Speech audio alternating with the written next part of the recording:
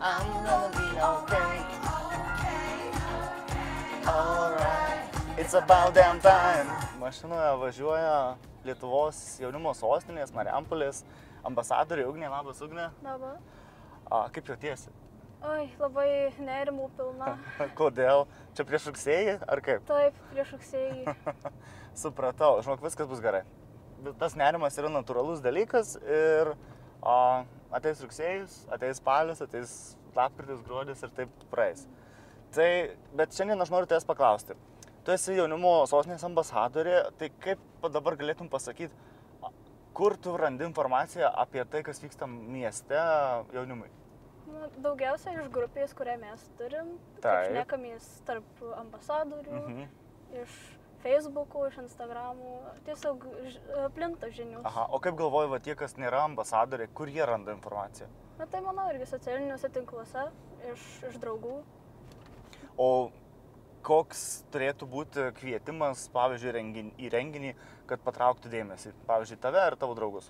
Galbūt tiesiog nelabai formalus. O kaip? Ryškiau.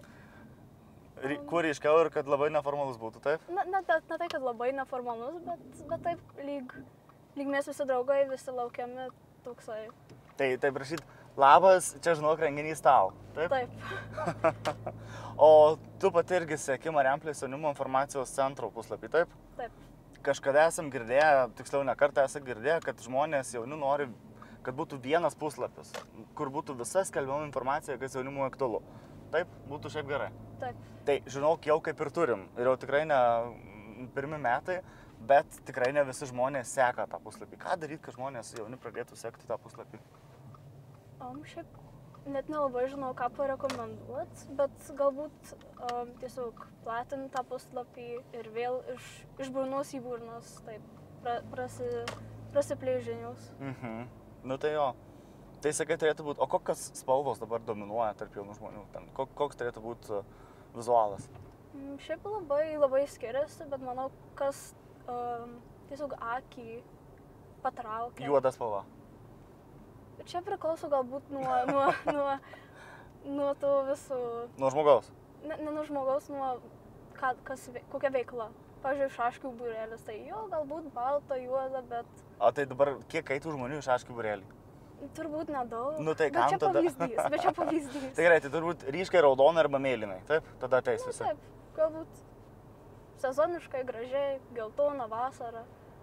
Supratau.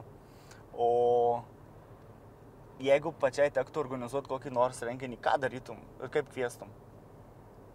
Net nežinau, galbūt pirmą plakatą padaryčiau, klijuočiau mokykloje, savo mokykloje, galbūt draugų. O jūs žiūrit mokykloje plakatus? Šiaip taip. Rimtai? Yra žiauriai gražių plakatų ir tiesiog nukreipia akį iš karto. Lipi į skaityklą ir žiūri plakatus. Kas yra gražus plakatas? Kažkoks labai originalus. Nu tarsi ne tai, kad fonas vienos spalvos, kažkas turi būti ir parašyta. Ar nupiešta? Ten jo nupiešta, aš labiau žiūriu, kur koksai veikėjas. Rimtai? Kaip įdomi. Supratau.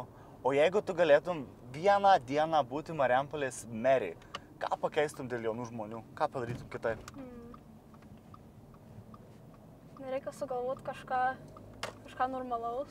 Nu, žinok, pinigai nelimitas. Taip normalaus, nu tai žinai tam. Galbūt pastatyčiau kažką. Pavyzdžiui, ką norėtum statyti? Galbūt kokį, nežinau, vandens parką ar kažką panašaus. Vandens parką? Taip. Ir ką tai pakeisti jauniems žmonėm? Turėtų kur nueiti. Šiaip pastebėjau šiom dienom, kad mes su draugiai važiuojam su dviračiais ir neturim ką pamatyti. Nes mes jau visur išbuvę, tiesiog visur išbuvę, mes Marijampolės piliečiai. Jo, bet tai ar nėra esmė važiuoti su dviračiu iš savęs, kad važiuoti su dviračiu? Taip. Ar reikia važiuoti ir pamatyti? Bent jau man, tai nesvarbu važiuoti, bet mano draugės, kaip sakė, reikia turėti kažkokį maršrutą, kad kažkur nukeliauti, bet taip labai sunku tokį padaryti. Bet jeigu žmonės gyvena 20 metų Marijampolėje ir nesikeičia, medžiai tie patys, pastatai tie patys, kaip yra tavo dienos žolė ta pati ir medžiai tie patys. Tai ką daryti tada? Galima keisti kompaniją. Žmonės pasikeičia, teisingai. Tai gerai, tai tu, jeigu būtum vienai dienai merė, akvaparką statytum, vandens parką. Taip, arba kažką panašaus. Panašaus į vandens parką. Kas yra panašaus į vandens parką? Oi, nu, mes jau skate parką turim, bet čia irgi panašus į Aqua parką. Tai... O kokios būtų pramogos vandens parke? Čiuožyklos, Čiuožyklos. baseinai. Esmėje, ne? Pirtys. Reikia taip. pirčių ar ne? Čia galbūt jau vyresniai žmonėms. Ai, vyresniem. Bet kadangi klausėm apie jaunimą, tai nebūtinai, ne? Na taip, na, galbūt ir jiem patinka, bet nežinau. Gal nelabai minkšti kaulai, tai... Supratau. Gerai. O manau, kad tiek. Ačiū tau labai. Ačiū. Iki kitų kartų. Iki. Labai baisu buvo. Ne.